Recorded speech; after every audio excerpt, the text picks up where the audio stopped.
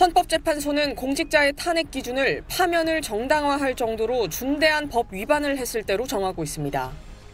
이번 윤 대통령 탄핵 사건 쟁점은 크게 5가지인데 이 중 국회 측은 비상계엄 선포 요건과 절차, 국회 봉쇄 시도의 위법성을 주요 탄핵 사유로 꼽았습니다.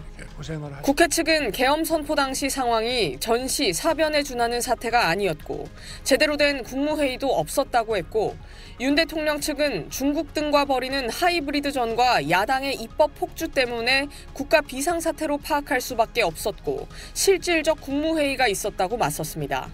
만일 계엄 선포가 정당했다 하더라도 국회 봉쇄 시도에 대한 위헌 논란이 남습니다. 국회 측은 군과 경찰 지휘부 증언을 토대로 윤 대통령이 비상계엄을 견제할 유일한 수단인 국회 의결을 방해할 목적으로 국회를 장악하고 정치인들을 체포하려 했다고 주장했습니다. 분명히 국회의원을 끌어내라는 사항으로 제가 그렇게 알았을 겁니다. 윤 대통령 측은 국회에 군대와 경찰을 투입한 건 질서 유지 목적이었고 곽종근 전 사령관 등 주요 증인들의 진술이 계속 바뀌어 믿을 수 없다고 주장했습니다. 요원을 빼내라고 한 것을 의원들 빼내라는 것을 통과시킨 것이죠. 네, 그렇습니다. 하지만 재판부는 국회로 들어가는 의원들 다 잡으라는 지시를 들었다는 조지호 경찰청장 등 관련자 진술을 다수 증거로 채택한 상황입니다. 이외에도 일체 정치활동 금지 조항을 담은 계엄 포고령이 위헌인지, 사법권 독립 침해가 우려되는 법관 체포 지시가 실제로 있었는지 등도 윤 대통령 파면 여부를 가를 주요 쟁점으로 볼 수 있습니다. SBS 이현영입니다. 윤석열 대통령 대리인단은 탄핵 심판의 5가지 쟁점 외에 절차적인 부분에도 강하게 문제 제기를 해왔습니다.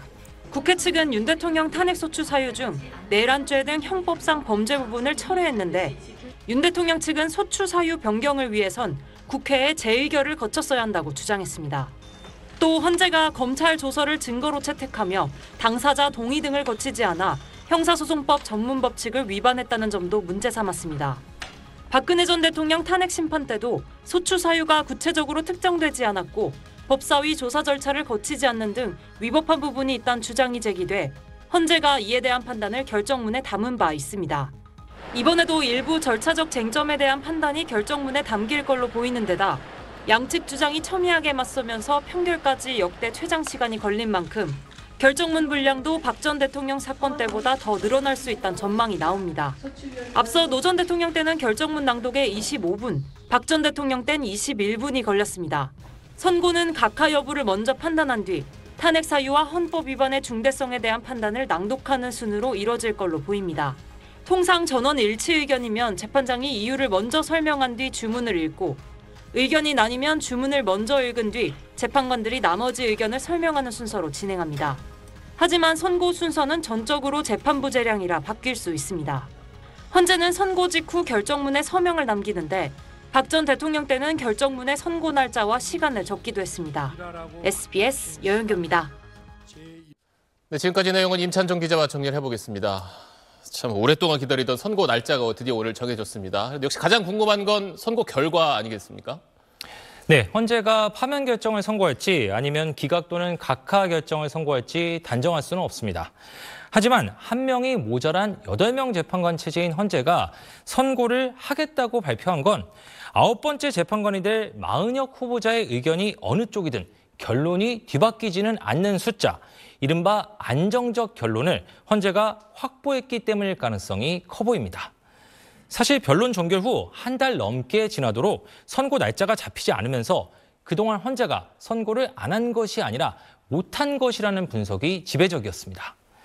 일부 재판관이 의견을 밝히지 않아서 선고가 지연되는 경우거나 인용 5명대 기각 또는 각하 3명으로 교착 상태여서 선고를 못하는 경우라고 관측됐습니다.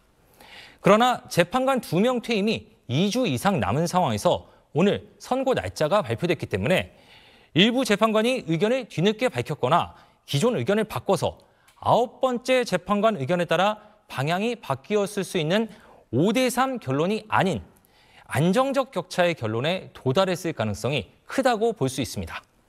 다만 그 안정적 결론이 6대2, 7대1, 8대0 인용일지, 즉 파면 결정일지 아니면 4대4, 3대5 이상의 기각 또는 각하 결정일지는 속단하기 어려운 상황입니다.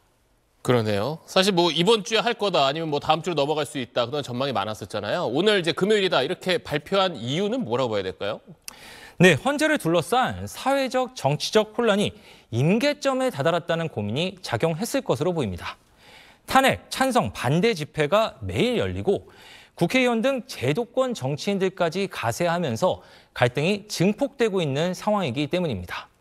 또 교착 상태 가능성이 점쳐지면서 마은혁 후보자 임명 여부가 다시 주목받게 됐는데 이와 관련해 연쇄 탄핵 방안과 재판관 임기 연장 법안을 놓고 여야 공방을 벌이는 등 정치적 혼란도 격화됐습니다. 헌재 입장에선 사회적 혼란과 갈등이 더 커지면 선고 이후에도 갈등이 봉합되기 어려울 수 있다는 점을 고려했을 것으로 보입니다. 이제 앞서 전해드린 것처럼 헌재가 오늘 이제 판결까지 했다는 건 선고를 사흘 앞두고 이미 결론을 정했다는 뜻인 거잖아요. 이거 굉장히 이례적인 거 아닙니까?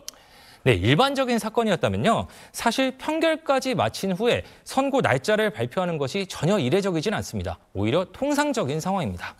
하지만 과거 민감한 사건, 예를 들어 박근혜 전 대통령 사건이나 통합진보당 정당 해산 사건 때는 보안 등을 의식해서 선고 당일이 되어서야 판결을 했기 때문에 이번에 선고 사흘 전에 판결을 거쳐서 사실상 결론까지 확정한 건 예상 밖이라는 평가가 많습니다. 아무래도 재판관들을 둘러싼 압력이 이전의 사건들과는 비교할 수 없을 정도로 크고 정치적 변수도 많은 만큼 선고까지 남은 사흘 동안 결정이 흔들리지 않도록 판결까지 마친 후에 선고 날짜를 잡은 것으로 보입니다. 네, 알겠습니다. 임찬종 기자 오늘 소식 잘 들었습니다.